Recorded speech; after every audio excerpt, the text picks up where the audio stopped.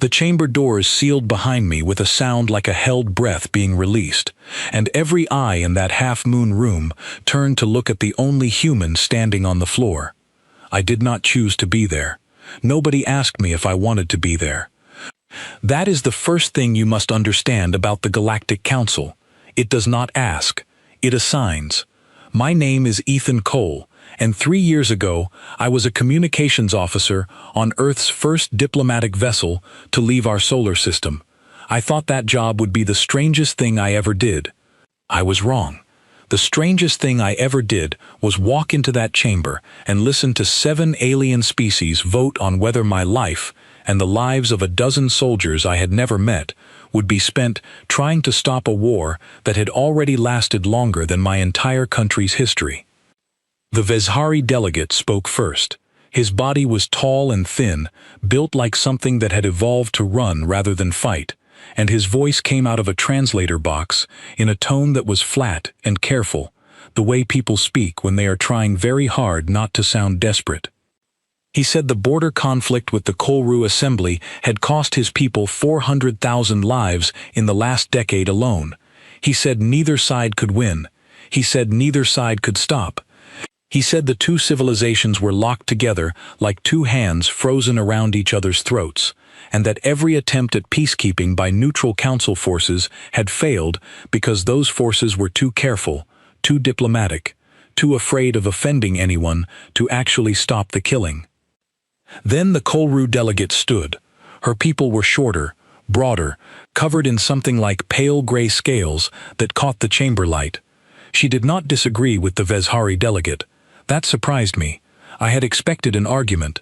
Instead, she agreed with him completely, which somehow felt worse. Two enemies agreeing that nothing anyone had tried so far had worked.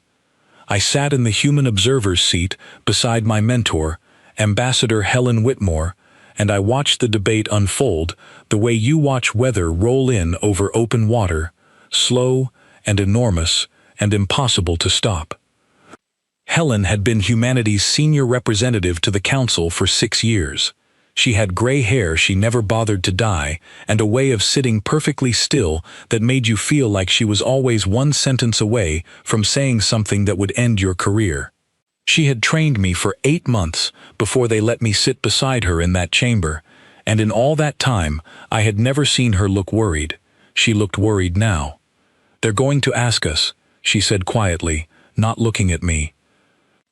"Ask us what?" "To go in." I did not understand yet what that meant. I thought she meant diplomats. I thought she meant paperwork, treaties, mediation sessions, in some neutral space station, somewhere far from the fighting. I had no idea what she actually meant, and by the time I did, it was already happening. The Javrenic delegate, an old and heavily augmented being who had chaired the council for longer than humanity had known this galaxy existed, raised a mechanical hand for silence, and the chamber quieted immediately. "We have exhausted our conventional options," the chair said. "Every species with standing peacekeeping forces has already served in this conflict. Every species has been rejected by one side or the other as insufficiently neutral. There remains only one delegation whose forces have never been tested here and whose neutrality cannot reasonably be questioned by either party, because neither party has any history with them at all." I felt the temperature of the room change before I understood why. I felt every eye that was not already on me turn to look at me. "The human delegation," the chair said. I heard Helen exhale beside me, slow and controlled, the kind of breath you take when something you feared has finally arrived and there is nothing left to do but face it. The Vezhari delegate did not look pleased. Neither did the Kolru delegate. I would learn later that this was one of the only things the two enemies had ever agreed on without being forced to. Neither of them wanted us there. Not because they respected us too much to risk our lives, because they did not respect us at all. To them we were new, unproven, an experiment the council was running because it had run out of better options. Expendable, disposable, a small enough force that if we failed, or if we simply disappeared, nobody important would grieve very hard. Helen rose to object. She spoke for almost 10 minutes, and her voice never wavered even once, even as members of 6 different species interrupted her with translated static and impatient noise. She argued that humanity had held council membership for less than 4 years. She argued that we had no peacekeeping experience recognized by galactic standards. She argued that sending an unproven and untested species into one of the oldest and bloodiest ongoing conflicts in this part of the galaxy was reckless, unfair, and likely to end badly for everyone involved, us most of all. The chair listened to every word. Then the chair called the vote anyway. It passed. Not unanimously, but by enough. A small human peacekeeping detachment would be sent to monitor a fragile ceasefire zone along the border between the Vezari Dominion and the Kolru Assembly. 12 soldiers, 1 liaison officer to coordinate with Council Command and report back through official channels. Me. I want to tell you, I felt brave in that moment. I did not. I felt the floor tilt slightly under my feet. The way it does when you realize a decision that will shape the rest of your life has just been made by people who will never have to live with the consequences of it. After the session ended, Helen walked me out through the long curved corridor that led away from the chamber, past windows that looked out on a view of stars I still, even after 3 years out here, had never quite gotten used to. She did not speak until we were alone. "They didn't ask us," she said. "They never do. That's not new. What worries me is what happens next, once you're actually out there." "I'll follow protocol," I said. "Monitor the ceasefire, report violations, keep my head down." Helen stopped walking and looked at me in a way she had never looked at me before, somewhere between sadness and something I could not quite name. Maybe it was pity, maybe it was memory. "Ethan, do you know why the older species avoid sending us into their conflicts? It isn't because they think we're weak. If they thought we were weak, they would have sent us in years ago, the moment we joined the council, and used us as a shield for something more valuable. They don't send us because they're afraid of what happens once we're actually there." "Afraid of what?" She did not answer right away. She looked past me, out the window, at the distant curve of a planet I did not recognize. "You'll understand, once you're on the ground," she said. "I hope you understand it slowly. I hope you have time to learn it the easy way instead of the hard way, but I don't think you will. Nobody ever does." I asked her what she meant. She only shook her head and told me to get some rest before my transport left in the morning, because where I was going, rest would become a rare thing. I did not sleep well that night. I kept thinking about the way both alien delegates had looked at me during the vote, not with hope, but with a kind of resigned curiosity, the way you look at an experiment you expect to fail but are too tired to argue against trying anyway. I thought about home. I thought about the quiet, ordinary life I had left behind to join the first wave of human ambassadors, back when all of this had seemed like an adventure instead of a responsibility. I thought about the 12 soldiers who were, at that very moment, somewhere else on this station, packing their gear and saying goodbye to whoever they had left behind, the same way I was trying and failing to say goodbye to the version of myself who still believed diplomacy was mostly about words. In the morning, Helen came to see me off at the transport bay. She did not hug me. Humans on council duty were trained not to show too much emotion in front of observing species, and there were always observing species.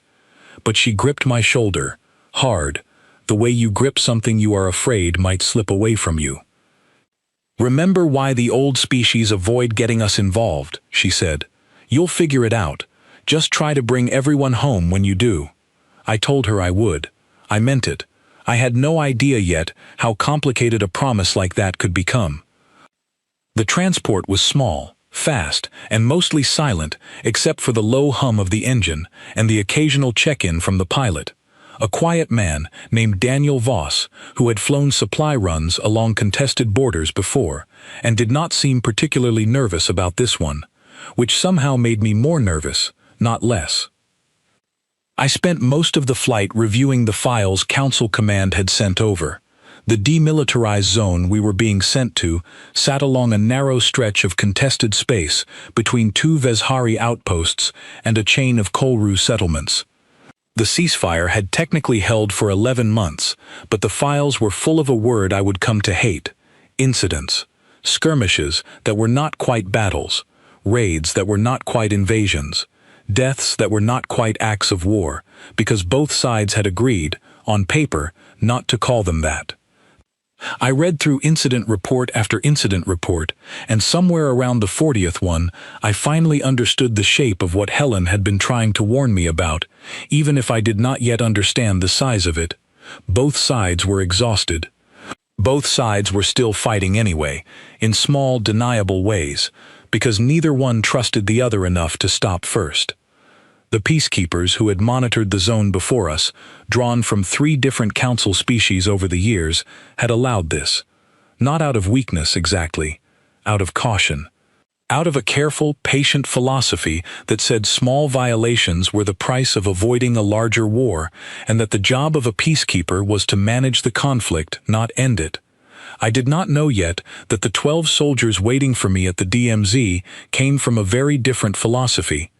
I did not know that Colonel Grace Sullivan, the officer commanding our detachment, had spent 15 years in conflict zones back on Earth long before any of us had ever left our own solar system, and that she had very strong opinions about what keeping the peace actually meant. I would find all of that out soon enough. The transport began its descent toward the DMZ station as the pilot announced our approach, and through the viewport I caught my first glimpse of the place I had been sent to help hold together. A thin ribbon of neutral space between 2 exhausted civilizations, marked by beacons and sensor buoys and the wreckage of ships that had drifted there and never been cleared away, because clearing them required both sides to agree on who they belonged to, and even that small thing had proven too difficult. I thought about Helen's warning one more time as the transport settled into the docking bay. Remember why the old species avoid getting us involved. I still did not fully understand what she meant. I was about to.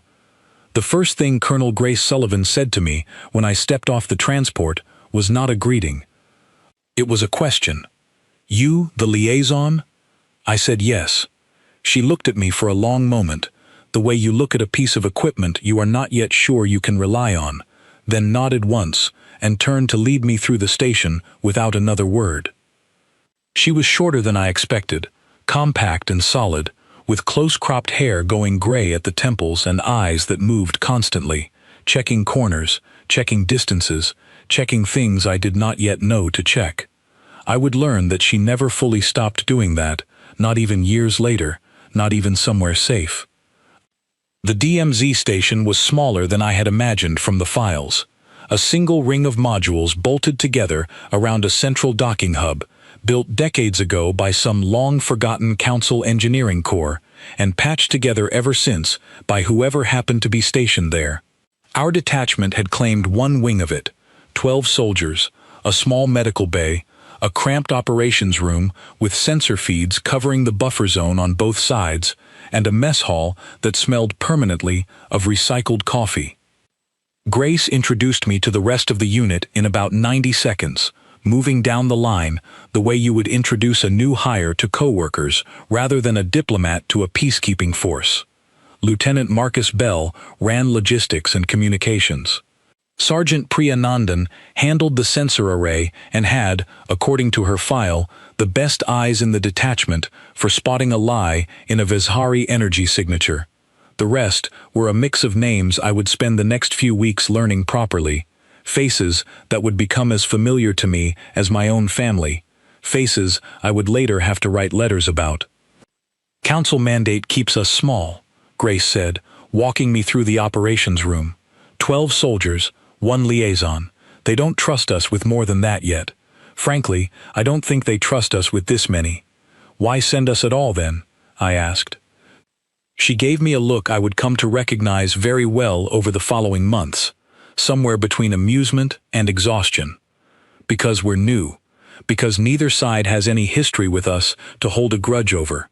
because if it goes wrong, the Council loses 12 soldiers and 1 green liaison instead of a species they actually care about. I did not have a good answer for that, because there was not one. I simply nodded and let her show me the sensor feeds, the maps, the daily rhythm of a ceasefire that had technically held for 11 months, and according to the files I had read on the transport, had never once gone a full week without some kind of violation. For the first several days, nothing happened. I began to think, foolishly, that perhaps this posting would be as quiet as the files had promised it would not be. I settled into a routine of monitoring communications between the Vezhari outpost commander, a stiff and formal officer named Tarvith Sol, and his Kolru counterpart, a settlement administrator named Ressa Dune, both of whom spoke to me with the careful, distant politeness people use when they do not expect to be talking to you for very long. On the 6th day, that changed. I was in the operations room reviewing overnight sensor logs when Sergeant Nandan called me over, her voice tight in a way I had not heard from her before. "Movement along the eastern buffer," she said. "Small craft, Vezhari signature. Moving fast, low altitude, headed toward the Kolru settlement chain." I felt my stomach drop. "Is that a ceasefire violation?"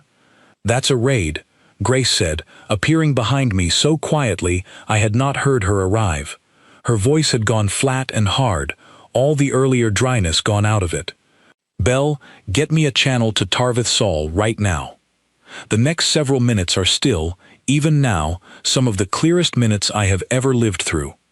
Bell raised the Vezhari outpost, and Grace demanded to know why armed craft were crossing into the buffer zone in direct violation of the ceasefire terms both sides had signed. Tarvith Sol's answer came back clipped and evasive, something about a routine patrol that had strayed slightly off course, nothing to be concerned about. He would recall the craft immediately. He did not recall the craft immediately. By the time he did, 20 minutes later, 2 Kolru settlers were dead and a storage facility on the edge of the settlement chain had been destroyed. I sat in the operations room and listened to the Kolru administrator, Ressa Dune, deliver the report in a voice that shook with a fury I understood completely and could do nothing about.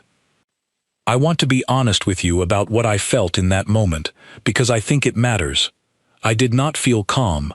I did not feel like a professional diplomat handling a crisis with steady hands. I felt sick and angry and helpless, in roughly that order, and underneath all of it, I felt something I had not expected to feel at all, a hot, immediate need to do something about what had just happened, right now, not through a report filed 6 hops up a council chain of command that would take weeks to produce any response at all. I turned to tell Grace we needed to file an incident report immediately, to flag it for council review, to follow the protocol I had spent 8 months training on. She was not in the operations room anymore. I found her in the small briefing room down the corridor, already gathered with 4 of her soldiers around a tactical display, speaking in a low, controlled voice that had none of the panic I felt and all of the certainty I did not. "Colonel," I said, "we need to file this through council channels. That's the protocol. We report the violation, the council reviews it, and in 3 weeks, maybe 4, the council issues a formal condemnation," Grace said, without looking up from the display. "Which Tarvith Sol will ignore completely, the same way every previous violation in this sector has been ignored, because every peacekeeper who came before us decided that filing a report was the same thing as keeping a peace. It isn't. 2 people are dead tonight because the last 12 peacekeeping rotations here treated every single violation like this one as something to be noted rather than something to be stopped. So what are you going to do instead?" She looked up at me then, and there was nothing angry in her expression, nothing reckless, nothing that looked like the loss of control I had half expected. What I saw instead was something worse, in a way, clarity.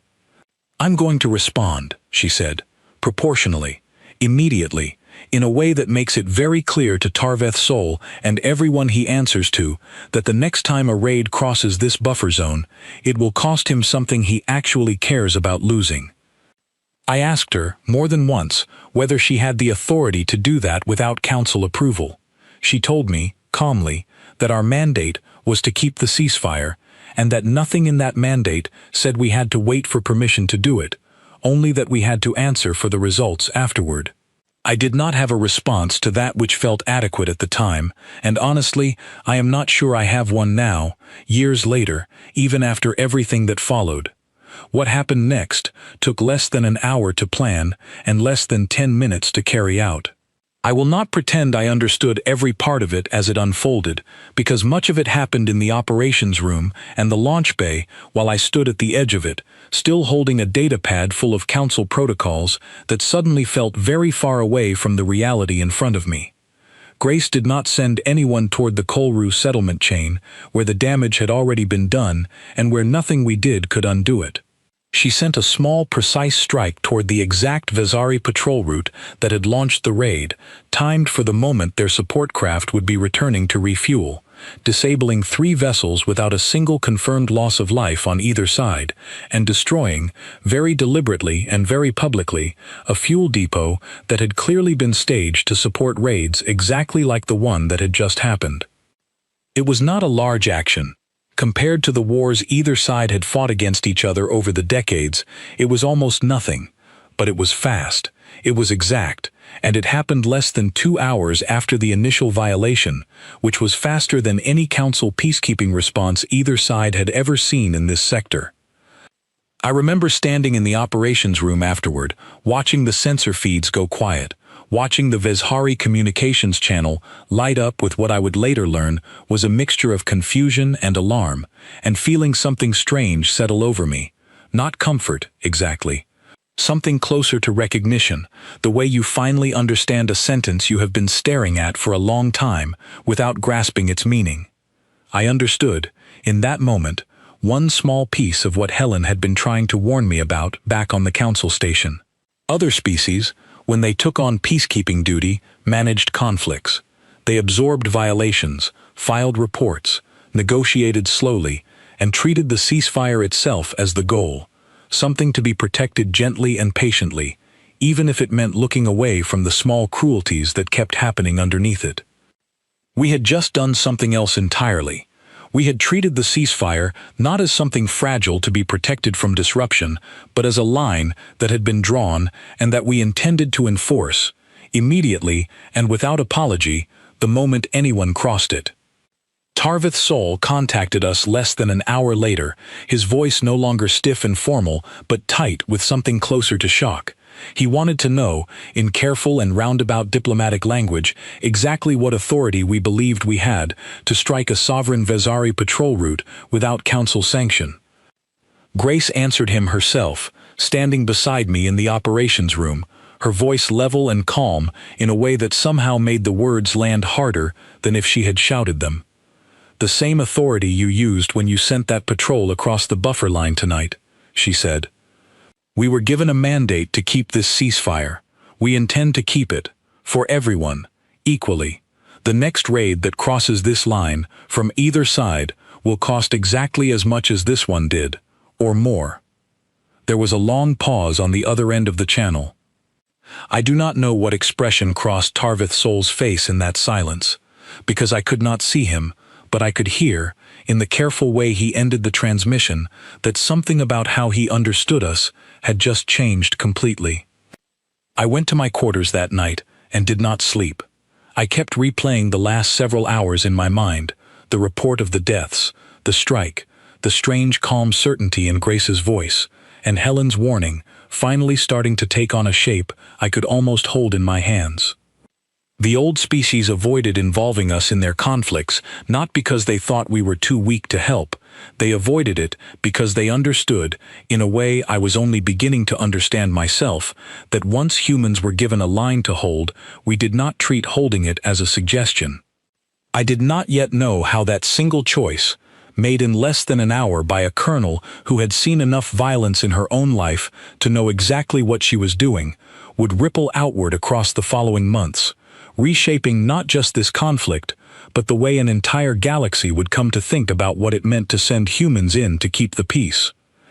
I only knew that something had changed that night, and that there was no going back to the world before it. Word travels fast when a war has lasted long enough. By the morning after the strike, both the Vezhari Dominion and the Kolru Assembly had a version of the story, and neither version matched what had actually happened. I learned this the hard way, sitting in the operations room with a headache that had not gone away since the previous night, when Resadun requested an emergency channel with our detachment. I expected gratitude. I expected relief, that someone had finally answered the raid that killed 2 of her people. What I got instead was suspicion. "Your people struck a Vezhari fuel depot," she said, her translated voice sharp with something between confusion and accusation. "Was this done in support of the Kolru Assembly?" I did not understand the question at first. "It was done because the Vezhari violated the ceasefire," I said. "2 of your settlers died. We responded to that violation directly." "You struck only Vezhari targets." "Because the Vezhari were the ones who crossed the line last night." There was a pause on the channel long enough that I wondered if the connection had dropped. When Resadun spoke again, her voice had changed, cautious now instead of accusing. "Understood," she said. "We will discuss this further." I did not think much of the exchange until an hour later, when Tarvith Sol requested his own emergency channel, and I realized, with a slow, uncomfortable dawning, exactly what was happening. He wanted to know whether our strike the previous night had been carried out on behalf of the Kolru Assembly. He wanted to know whether humanity had quietly chosen a side in a war we had been sent to remain neutral in. I told him the same thing I had told Resadun. We struck the party responsible for the violation. If Kolru forces had crossed the buffer line instead, we would have struck them the same way, immediately, without hesitation. He did not believe me, not at first. I do not think either side believed us for several days. It took a second incident, a small skirmish along the northern edge of the buffer zone, initiated this time by a Kolru patrol, testing our resolve after dark, and Grace's response to it, exact and proportional and delivered within the hour, before either side began to understand that we meant exactly what we had said. We were not choosing sides, we were enforcing a line, evenly, against whoever crossed it, and we were doing it faster and more consistently than any peacekeeping force either of them had ever encountered. I want to be clear about something, because it would be easy to make this sound simpler than it actually was. Grace's decisions were not reckless. Every response we made was measured carefully against the violation that triggered it, proportional in scale, aimed only at the assets directly responsible, and designed, as far as I could tell from where I stood, to make further violations costly rather than to punish anyone beyond what the moment required. I watched her turn down more aggressive options more than once in those early weeks, options some of her own soldiers suggested in frustration after a difficult night, because escalation, she said, was not the goal. Consistency was the goal. But consistency, delivered without delay and without diplomatic softening, looked like something the Council had never sanctioned, and word of it reached Council command faster than I expected. I was called before a Council review panel 11 days after the first strike. Helen met me at the transit dock when I arrived back at the station, and for the first time since I had known her, she looked less like a mentor and more like someone bracing for bad news. "They're furious," she told me on the walk to the chamber. "Both the Vezhari and Kolru ambassadors have filed formal complaints. Disproportionate aggression, unauthorized use of force, violation of neutral peacekeeping protocol. There's a faction on the Council that wants your detachment recalled entirely. The violations have dropped by more than half since we arrived," I said. "The files show that. I checked before I left." "I know," Helen said. "That's the part they can't quite explain away. But results have never been the only thing that matters to this Council, Ethan. You're about to learn that the hard way." The review chamber was smaller than the main Council hall, a tighter circle of seats meant for hearings rather than full votes, but it felt no less intimidating walking into it alone, without Grace, without Helen beside me this time, just me and a datapad full of numbers I hoped would be enough.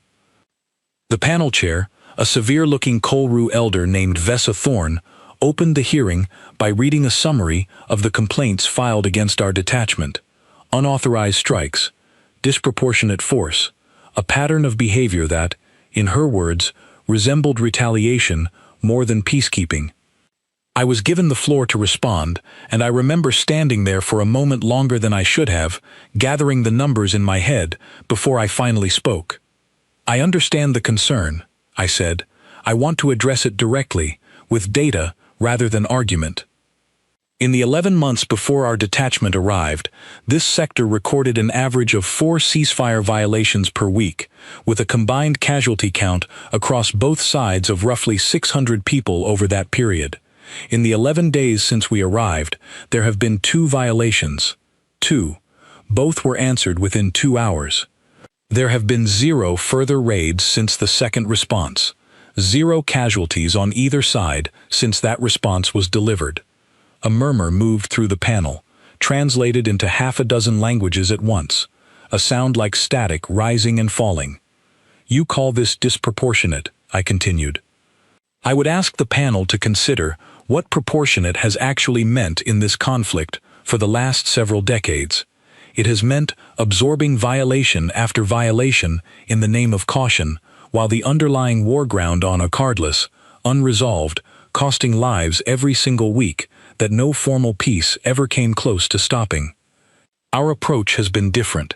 We do not manage violations. We end them the moment they happen, applied equally and immediately to whoever is responsible. I understand that looks aggressive from a distance. From where I have been standing, it looks like the first ceasefire in this sector that is actually held. Vesa Thorn studied me for a long moment before responding, her expression unreadable behind features I still had not fully learned to interpret after 3 years among alien delegates. "Results are not the only measure of legitimate conduct," she said. "A peacekeeping force that acts without waiting for council authorization sets a troubling precedent, regardless of outcome." "Respectfully," I said, "waiting for authorization takes weeks."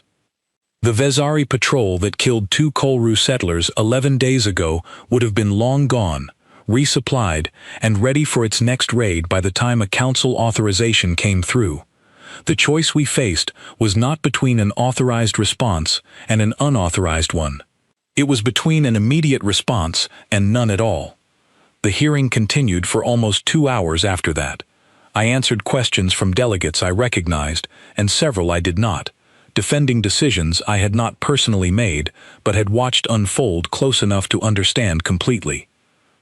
I described the proportionality of each response, the care taken to strike only assets directly connected to a violation, the deliberate restraint shown when angrier options had been available and set aside.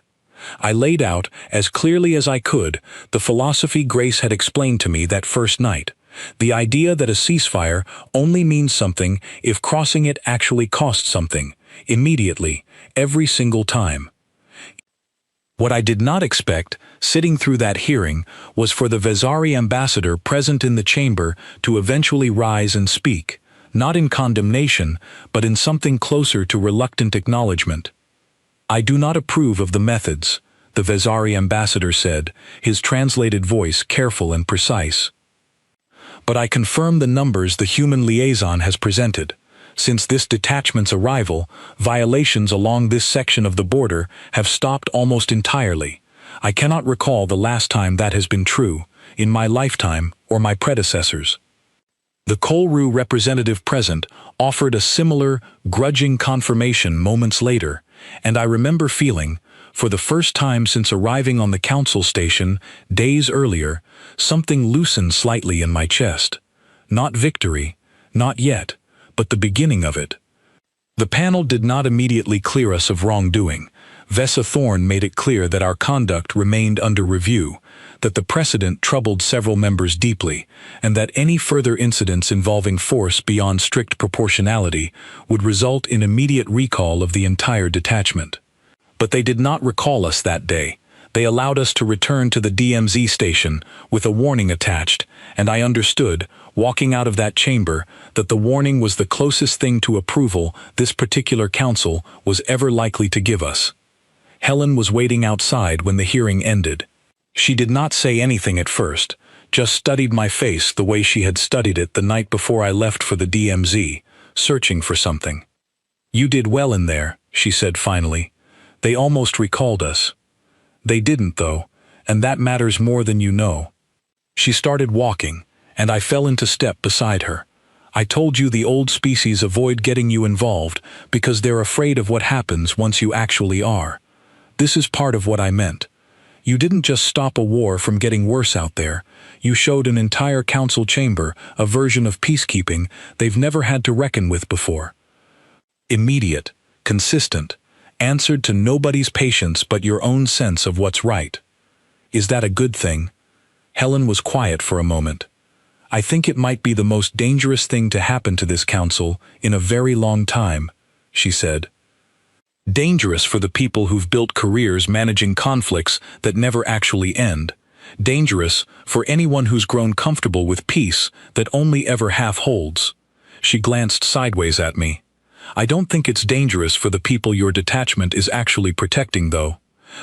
I think, for the first time in longer than either the Vezhari or the Kolru can probably remember, they're starting to believe someone actually intends to keep them safe, rather than just keep them from officially calling it a war." I thought about that the entire flight back to the DMZ station. I thought about Ressa Dune's suspicious voice on that first morning, wondering whether we had quietly chosen a side. I thought about Tarvith Sol's stiff, careful tone, slowly giving way, incident by incident, to something that sounded, more and more, like caution born of genuine respect, rather than mere confusion. When I arrived back at the station, Grace was waiting for me in the docking bay, arms crossed, her expression unreadable in the particular way it always was, before she decided whether to be relieved or annoyed. "Well," she said. "They didn't recall us," I told her, "but we're on notice. Any further force has to stay strictly proportional, or they pull us out entirely." Grace nodded slowly, the corner of her mouth twitching into something that was not quite a smile. "That's fine," she said. "Proportional is all we've ever done." I believed her. I still believe her, looking back on it now. But I also understood, standing in that docking bay with the weight of the hearing still settling in my chest, that we had just crossed some invisible threshold neither of us could see clearly yet, and that everything that came after would be shaped by what the council had almost, but not quite, decided to stop us from doing. I did not know yet how soon we would be tested again, or how much larger the next test would turn out to be. I only knew, walking back into the operations room that night and looking out at the quiet, steady sensor feeds along a border that had not seen a single violation in days, that whatever we had started out here was not finished. It was only beginning. 3 months passed, and the buffer zone changed in ways I would not have believed possible if I had not watched it happen day by day. The violations did not stop entirely, not at first. There were 2 more incidents in the weeks following the council hearing, small and testing, the kind of probe you make when you are not yet sure whether the rules have really changed or whether the last response was simply an accident of timing. Grace answered both the same way she had answered the first, quickly, proportionally, without hesitation, and after the second one, the incidents stopped altogether. What replaced them was something I had genuinely not expected to see in my lifetime out here. Quiet. Not the tense, watchful quiet of a ceasefire everyone expects to break at any moment. A different kind. The kind that settles slowly, day after uneventful day, until people on both sides of a line start to believe, cautiously and then less cautiously, that the line might actually hold. Ressa Dune requested a channel with me one afternoon, roughly 2 months after the hearing, and I remember bracing myself out of old habit for another accusation, another suspicion I would have to talk her down from. Instead, she asked, in a tone I had never heard from her before, almost hesitant, whether our detachment would object to a small supply convoy crossing near the buffer zone to reach an outlying Kolru settlement that had been cut off from regular trade routes since the war began. I told her we would monitor the convoy, but would not interfere with it, so long as it did not cross into contested territory. She thanked me. It was the first time she had ever thanked me for anything.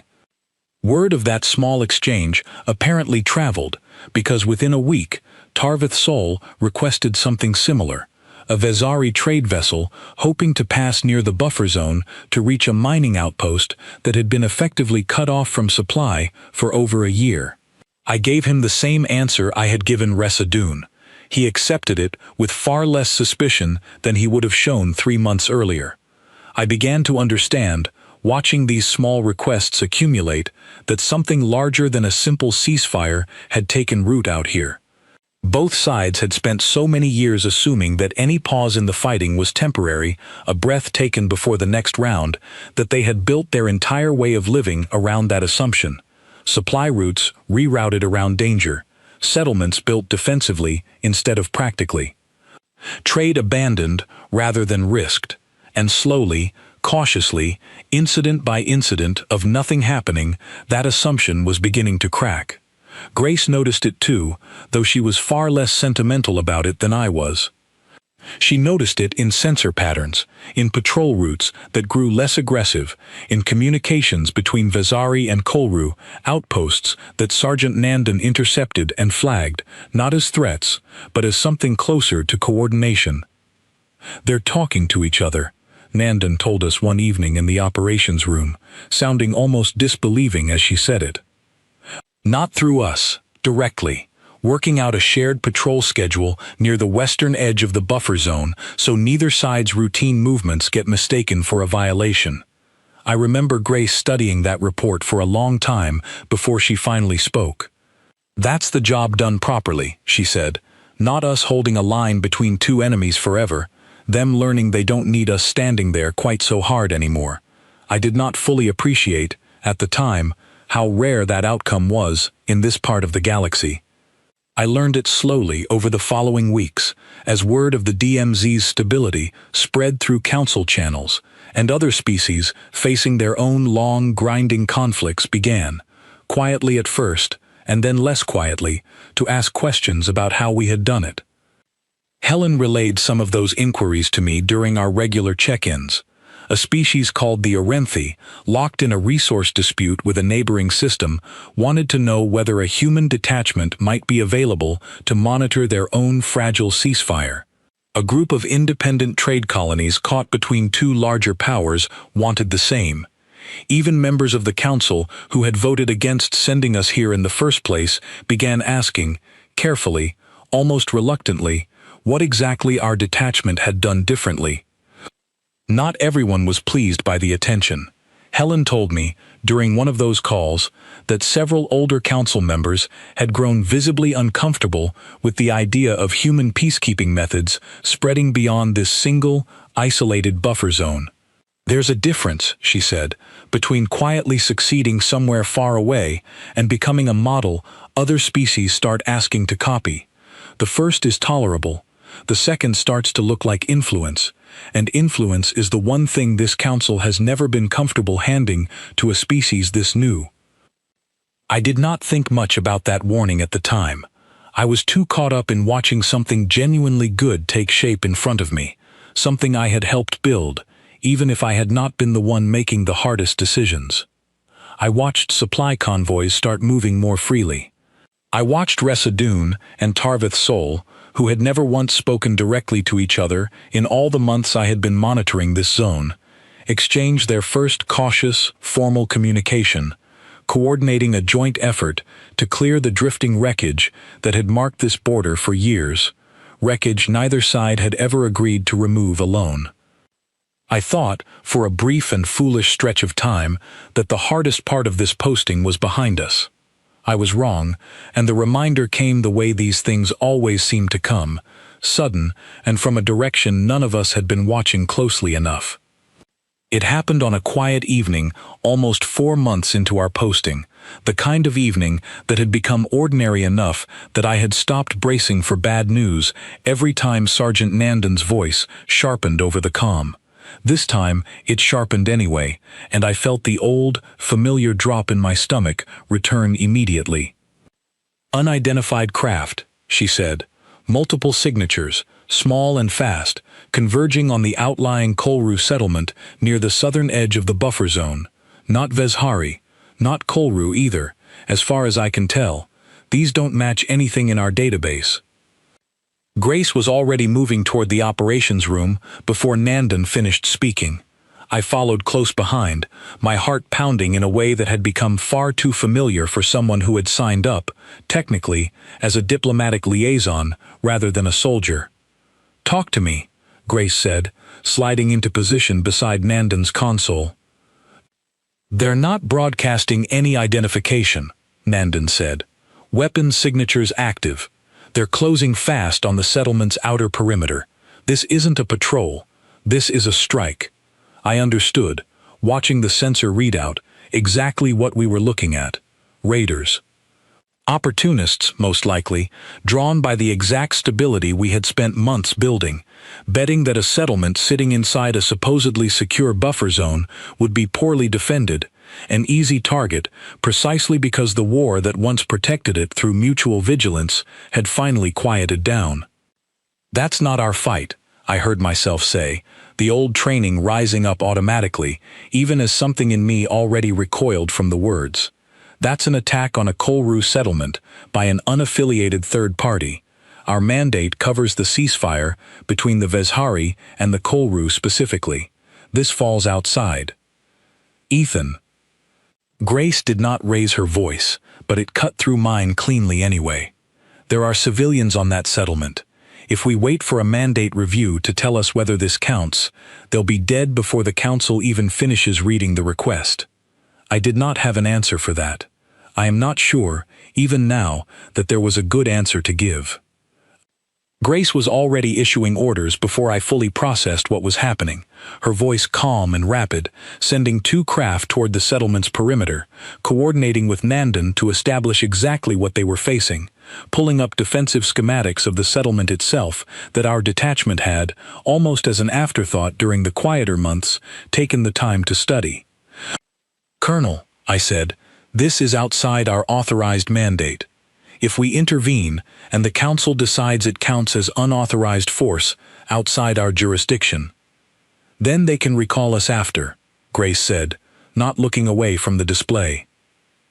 "I am not explaining to a room full of civilians why we watched raiders attack them because our paperwork didn't technically cover it." I stood there for a long moment, caught between every instinct my training had drilled into me and something else entirely, something that felt, in that moment, more honest than any protocol I had memorized. I thought about Resadune's cautious trust, built slowly over months. I thought about the supply convoys, the joint wreckage clearing effort, all of it fragile progress that could unravel in a single night if this settlement burned while a nearby human detachment debated jurisdiction.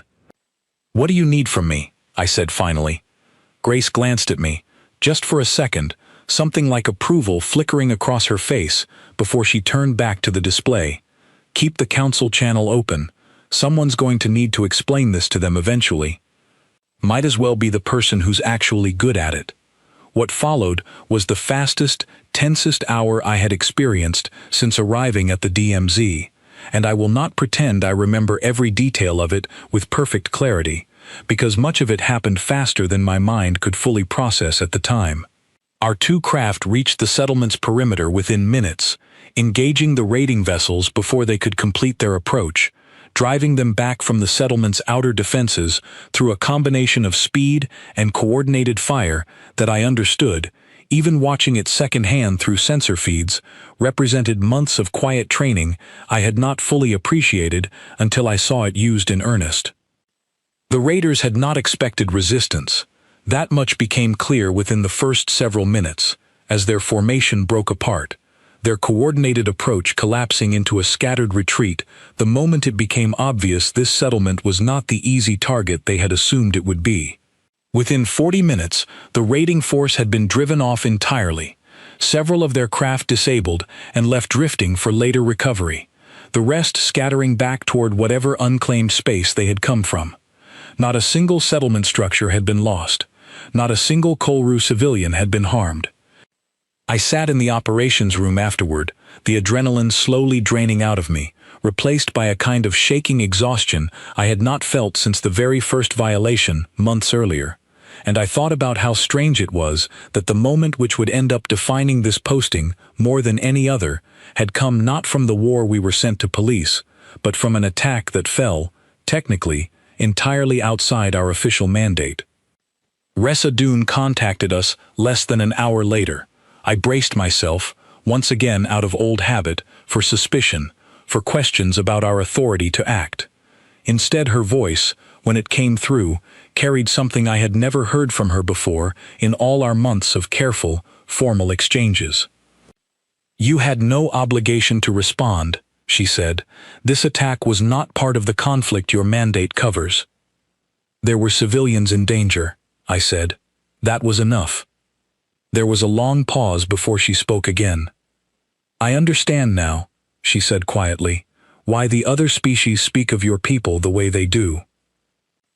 I did not fully understand what she meant by that, not completely, not until Helen contacted me the following day, her voice tight with something between concern and reluctant pride, to tell me that word of the incident had already reached the council station, and that it had, predictably, reopened every argument about the danger of our methods that the earlier hearing had only barely managed to settle. "You intervened outside your authorized mandate," she said. "You know what that means procedurally." "I know," I said. "I'd do it again." "I know you would," Helen said, and I could hear, even through the strain in her voice, something that sounded almost like she agreed with me. "That's exactly what worries them, Ethan. That's exactly what's about to bring this whole question back in front of the full council, not just a review panel this time."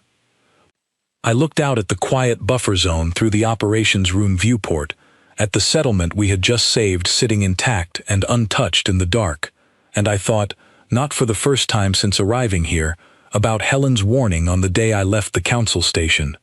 Remember why the old species avoid getting us involved. I understood it fully now, standing there in the aftermath of a fight that had never technically been ours to fight. It was not that other species doubted we could keep a peace. It was that once we agreed to protect something, we did not stop to ask permission first, and an entire council built on caution, patience, and careful jurisdiction had no framework at all for what to do with a species that simply did not think that way. I did not know yet that this single decision, made in less than a minute by a colonel who had never once hesitated when civilians were in danger, would become the moment the entire council could no longer avoid deciding, once and for all, exactly what kind of relationship they wanted to have with humanity's approach to keeping the peace. I only knew that the full council session was coming, and that this time there would be no easy answer waiting for us on the other side of it. The full council session was called 8 days after the settlement was saved, and this time I did not walk into that chamber alone. Helen stood beside me at the edge of the floor, and behind her, patched in through a secure channel from the DMZ station, Grace waited to answer for the decision she had made, without hesitation, and as far as I could tell, without a single moment of regret. I had spent those 8 days preparing everything I could think to prepare: numbers, timelines, statements from Ressa Dune, and, more surprisingly, from Tarvith Sol, who had contacted me unprompted to confirm, on the record, that Vezhari intelligence had independently identified the raiding force as opportunists, with no connection to either side of the border conflict, confirming that our detachment's intervention had, in fact, fallen entirely outside the specific mandate the Council had originally authorized. I walked into that chamber knowing the facts were not in dispute. What was in dispute was something much larger than facts, and I understood that the moment I saw how full the chamber was. Every seat occupied. Delegates from species who had shown no previous interest in this narrow border conflict, present now because word of what had happened here had traveled far beyond the buffer zone itself. Vessa Thorne opened the session, and her tone carried none of the cautious neutrality she had shown at the earlier review hearing. This was not a panel anymore. This was the full weight of the council, deciding something that would extend far beyond one detachment on one forgotten border. The matter before this session, she said, is not merely whether the human detachment acted appropriately in defending a settlement outside their authorized mandate. The matter before this session is whether humanity's approach to peacekeeping, demonstrated repeatedly now across this posting, represents a model this Council should formally recognize, or a pattern of conduct this Council must formally restrain. I felt the weight of that sentence settle over the entire chamber. This was not going to end with a warning, the way the last hearing had. This was going to end with a decision that reshaped what came next, one way or another. The Vezhari ambassador spoke first, and I braced myself, expecting criticism given the earlier tension between us. Instead, he offered something far more complicated. He confirmed, formally and on the record, that ceasefire violations in the sector had dropped to 0 in the months since our detachment's arrival, a figure without precedent in the entire history of the conflict. But he also expressed genuine unease about the precedent of a peacekeeping force acting entirely on its own judgment, without waiting for Council authorization, even when that judgment had, so far, proven correct. "I do not fear the outcome we have seen," he said carefully. "I fear the outcome we have not yet seen. A force that acts on instinct rather than authorization will, eventually, act on an instinct that is wrong. What happens then?" It was a fair question. I did not have a perfect answer to it, and I did not pretend to. When my turn came to speak, I chose honesty over reassurance, because I had come to believe, somewhere over the previous months, that honesty was the only thing this Council would actually respect from us in the long run. "I understand the fear," I said. "I've felt a version of it myself, more than once, watching decisions made in minutes that I knew would take this Council weeks to formally review. I won't stand here and promise you that humanity will never make a mistake in a moment like that. No peacekeeping force in this galaxy's history has ever managed that, human or otherwise. What I can tell you is what our approach has actually produced, here, in this specific case, against the numbers this Council can independently verify. 0 ceasefire violations in 4 months. A civilian settlement saved from a raid that fell entirely outside our official jurisdiction, because 2 officers made a judgment call that civilians in danger mattered more than a technicality in a mandate document. I would ask this Council to consider what the alternative approach would have produced. Slower responses, more violations absorbed rather than answered, a settlement that might not exist anymore, because everyone involved was still debating jurisdiction while it burned. The Kolru ambassador spoke next, and her words surprised me more than anything else said that day.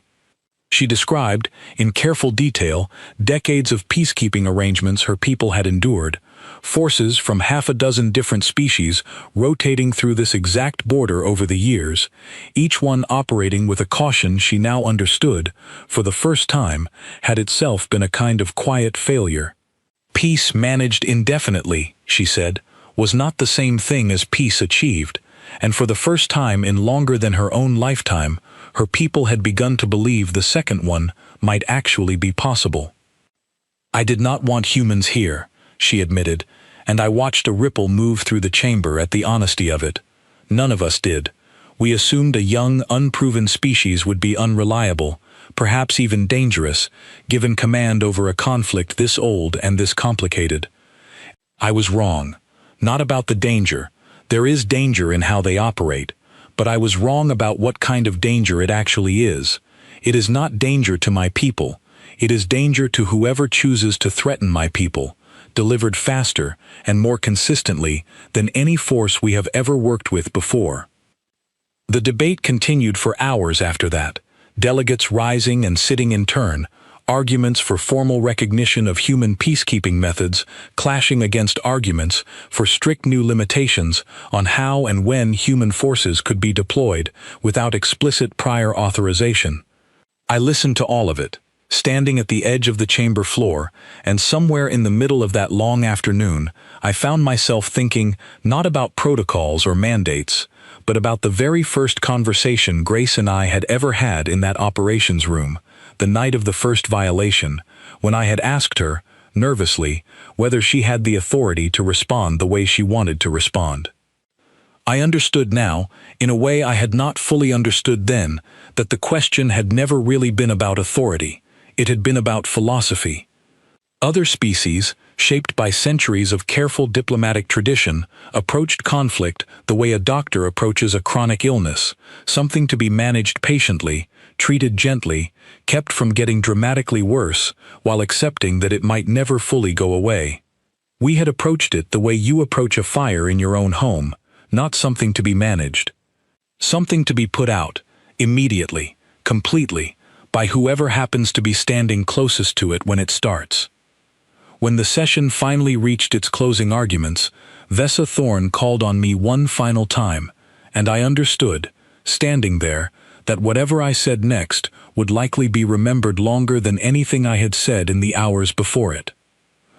I thought about Helen's warning on the day I left the council station months earlier. Remember why the old species avoid getting us involved. I finally understood the full shape of it, standing in that chamber, and I decided, in that moment, to simply say it out loud. I think I finally understand something my mentor tried to warn me about before I first left for this posting, I said. The older species in this council have learned, over centuries, how to survive conflicts that never fully end. You manage them. You endure them. You build entire diplomatic traditions around keeping wars just quiet enough to be survivable, because ending them completely has always seemed too difficult, too risky, too likely to fail. I don't say that as criticism. I understand why that caution developed. It kept civilizations alive through conflicts that might otherwise have destroyed them. I paused, gathering the rest of what I wanted to say.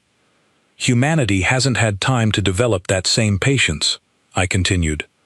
We are new to this council, and I think that newness has been treated, from the very beginning, as a weakness to be managed carefully. I would ask this chamber to consider a different possibility. Maybe our lack of patience for endless, half-managed conflict isn't a weakness at all. Maybe it's the reason a border that bled for decades has gone 4 months without a single violation. We don't know how to manage a war forever. What we apparently do know how to do is end one, the moment we're given a clear line to hold and the freedom to hold it seriously. I looked around the chamber, at faces I had learned to read carefully over the previous months, at species who had watched an entire border transform in ways none of their own careful traditions had ever quite managed to achieve. The Vizari ambassador is right to worry about what happens the day our judgment turns out to be wrong, I said. I worry about that too, but I would ask this council to weigh that fear against what has actually happened here. 0 violations, a settlement saved. 2 civilizations who spent decades assuming peace with each other was impossible, now quietly coordinating supply routes and clearing decades of wreckage together, because for the first time, both sides believe someone is actually holding the line evenly, for everyone, without exception. I ended there, because I did not think there was anything more useful I could add. Grace's voice came through the channel a moment later, brief and direct, confirming everything I had said and adding only one thing of her own. I didn't wait for authorization to save that settlement, she said, because waiting would have meant explaining to grieving families afterward why paperwork mattered more than their lives. I'd make that same choice again, in front of this council or in front of anyone else. If that makes this council uncomfortable, I understand. But I would ask you to consider whether the discomfort is really about the choice itself or about how unfamiliar it feels compared to everything this council has grown used to calling peacekeeping. The chamber was quiet for a long moment after that. The vote, when it finally came, was not the clean outcome either side of the argument had hoped for. The council did not formally endorse humanity's approach as a new galactic standard, as some of the newer or smaller delegations present had begun to hope for over the course of the session. But neither did it impose the strict restrictions the more cautious older species had pushed for at the start of the debate. What emerged instead was something narrower and, I think, more honest about what this council actually was. New legislation, drafted over the following weeks and formally adopted a month later, established that human peacekeeping forces could be deployed into active conflicts only by unanimous council vote, reserved specifically for situations where every more conventional approach had already failed. A last resort, not a first option. A tool this council would keep close, but reach for only when nothing gentler remained. I remember reading the final text of that legislation for the first time, sitting in the small office Helen had arranged for me on the council station during the weeks the debate had dragged on. Don't involve humans in your conflicts, the underlying spirit of it said, wrapped in more careful diplomatic language than that, but unmistakably present all the same. Keep this option in reserve. Use it only when you have exhausted every safer alternative. Treat it the way you would treat a fire you keep in the house for emergencies rather than for daily use. I almost laughed, reading it, sitting alone in that small office, with the weight of everything that had happened over the previous months finally settling into something I could hold at a distance and actually think about clearly. They were not wrong to be cautious. I understood that now, in a way I had not understood it standing in that first council chamber months earlier, nervous and unprepared, and entirely unaware of what I was actually walking into. Our approach carried real risk. Grace's certainty, so effective in every situation I had personally watched her navigate, would not always be right, and I understood that the day it wasn't would matter enormously, to whoever happened to be standing in the way of a judgment call that finally went wrong. But I also understood something else, something I do not think the older species on that council had ever quite let themselves believe before we arrived. Sometimes the safest, most careful, most patient approach to a conflict is not actually the one that saves the most lives. Sometimes patience becomes its own kind of danger, quietly costing lives one small manageable violation at a time, while everyone involved tells themselves that caution is the responsible choice. I thought about Ressa Dune, and the way her voice had changed from suspicion to something close to trust over the months I had known her. I thought about Tarvith's soul, stiff and formal in our very first conversation, later reaching out unprompted to defend our detachment's actions before the full council.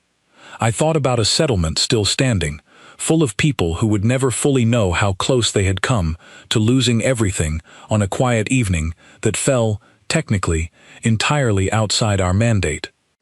Don't involve humans in your conflicts, the new legislation said.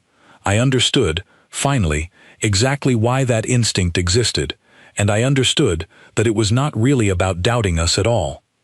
It was about a council, slowly, reluctantly, coming to terms with the fact that once you gave humanity a line to hold, we did not treat holding it as a suggestion, and that kind of certainty, however effective, was simply too large a thing for most of this galaxy's careful diplomatic traditions to comfortably hold on to every single day. I finished reading the legislation and set the datapad down, looking out through the small window of my office at the distant curve of stars I had, after 3 years out here, finally started to feel at home among. Good, I thought, and I meant it more sincerely than I expected to. Solve your own problems when you can. We will be here, waiting quietly at the edge of things, the way a fire extinguisher waits in a house nobody wants to imagine burning down. Not because we want to be needed constantly. Because when the moment finally comes that nothing gentler works anymore, we will not hesitate. And somewhere out there, in whatever conflict finally becomes desperate enough to reach for us, that might turn out to be exactly the kind of help nobody else in this galaxy quite knows how to give. I thought about Helen's warning one last time, the words she had said to me on the day I first left for the DMZ station, back when I had no idea what any of it would come to mean. Remember why the old species avoid getting us involved. I understood it completely now, and strangely, I no longer felt the weight of it as a warning at all. It felt, instead, like the quiet beginning of something this galaxy had not yet fully learned how to name, and I found myself, for the first time since arriving at that first council chamber months earlier, genuinely curious to see what it would grow into next.